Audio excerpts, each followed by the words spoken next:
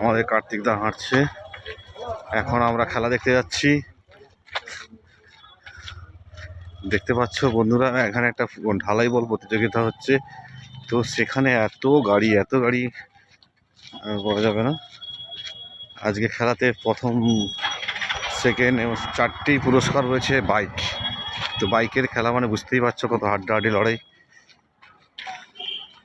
কার্তিক দা একটা পান নিয়ে এলো, পান খাই হাঁপিয়ে যাচ্ছে। আমি এইটুকু হাঁটছি, হাঁপিয়ে এলাম।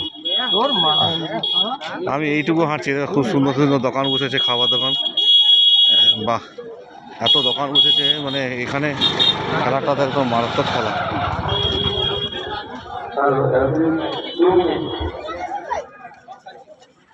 Wow, very nice. কিন্তু দেখা যাবে নি গো।